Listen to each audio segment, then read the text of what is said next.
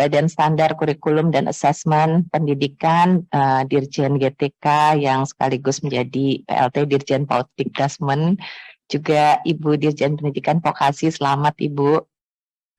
Menarik ya, kita mengevaluasi penerapan kurikulum yang saat ini sedang diramu ya, dan saya pribadi mengapresiasi ya adanya satu upaya untuk meramu model kurikulum yang sebenarnya bukan cuma sekedar meningkatkan kapasitas siswa, tapi juga sebenarnya tujuannya tadi disebutkan memudahkan guru dalam proses pengajarannya. Jadi ya sebenarnya gitu ya, tentu saja teman-teman tentu saja karena ingin gitu ya sesuatu yang bagus itu bisa diterapkan, maka juga mengkritisi bagaimana kurikulum merdeka ini kalau diterapkan akan maksimal, dan juga pasti tujuan akhirnya bahwa baik siswa maupun guru tuh lebih fun, gimana, lebih bahagia ya, karena ini gara-gara kita ke Denmark kemarin Pak Ferdi, di situ anak-anak dan guru-guru itu bahagia sekali kalau sekolah, makanya menjadi negara yang the happiest country in the world kali ya, termasuk seperti itu. Terus juga bonding guru sama siswa-siswa tuh kuat gitu ya. Nah ini yang sebenarnya kan tujuan dari kurikulum ini seperti itu. Jadi sekarang catatan-catatan gitu ya yang diberikan itu tentunya membutuhkan perhatian kita bersama. Ya, pertama saya mungkin ingin menambahkan pelibatan pemerintah daerah gitu ya, karena bagaimanapun ya Pak Iwan, Pak Nino, Bu Kiki sudah memahami ya dengan otonomi daerah. Kemarin kita punya masalah dengan isu P3K gitu. Jadi kita memang harus memastikan gitu sebenarnya dinas-dinas ini baik di tingkat provinsi maupun di kabupaten kota itu bukan cuma mendapatkan sosialisasi yang intens gitu, tetapi mereka juga memang harus diserap betul aspirasinya. Jadi seperti tadi kalau kita datang ke 40 sekolah gitu ya, kondisinya seperti apa ya, kita bisa dengar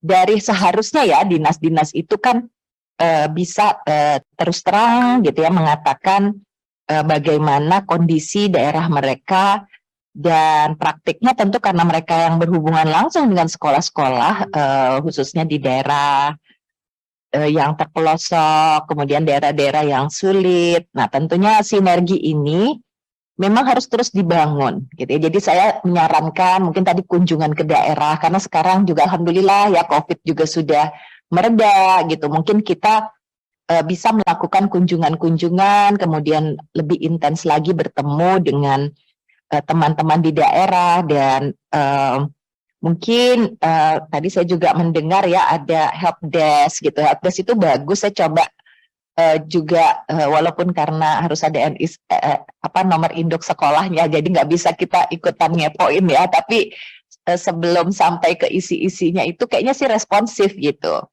Jadi itu salah satu hal yang saya kira juga bagus untuk dilanjutkan ya. Mudah-mudahan juga sebelum berhubungan langsung gitu, secara tatap muka dilakukan, pastinya lah mitigasi seperti itu bisa juga membantu. Saya juga mendatangi sekolah ini karena diminta sama Pak Ferdi,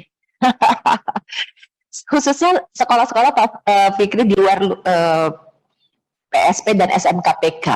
Kalau walaupun SMKPK juga bukan berarti semua sekolah unggulan dan yang udah bagus gitu ya, tapi mereka tuh memang sudah aware ya dengan adanya perubahan, kemudian juga mulai gitu ya melakukan upaya-upaya persiapan. Nah, yang di luar itu gitu, tapi kelihatannya hasrat untuk memahami dan juga mempraktikkan itu besar. Hanya tadi gitu ya, merasa bahwa seolah-olah mempraktikkan kurikulum merdeka ini menuntut gitu satu perubahan-perubahan ataupun fasilitas sarana prasarana tertentu gitu sebagai prasyaratnya.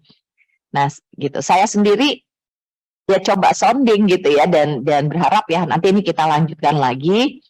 Misalnya ada kekhawatiran guru soal tunjangan gitu kan. Ya tadi termasuk kalau jadi SMKPK nanti jam ajar mereka berkurang, nanti tunjangan kurang dan sebagainya, yang begitu disampaikan gitu ya. Jadi kan ya saya kira ada kemudian juga pengalaman SMKPK di Kaltim, Bu. Nanti mungkin mudah-mudahan Ibu juga sempat bertatap muka dengan mereka gitu. Ada 800 orang guru yang tunjangannya tidak valid, jadi tidak sinkron di Dapodik misalnya. Jadi karena SMKPK itu membebani guru dengan jam ajar di bawah jam ajar yang diharuskan untuk mendapatkan tunjangan, yang tadi mungkin sudah disampaikan oleh teman-teman dengan bahasa yang berbeda lah, tapi saya yakin ke depan dalam pelaksanaannya pasti ini bisa kita perbaiki bersama.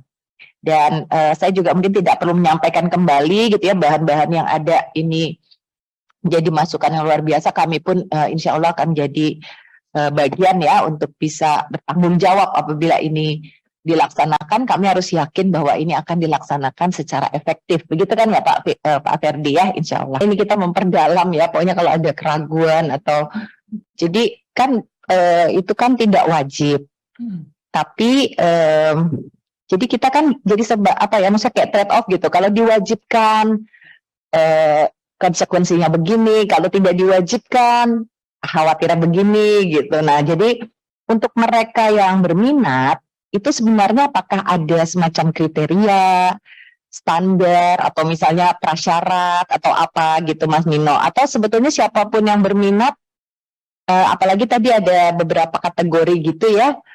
Nah, apakah diseleksi terus juga nah itu mungkin boleh sekalian saya melanjutkan Bu Iliza biar sekalian mendapat jawabannya. Terima kasih.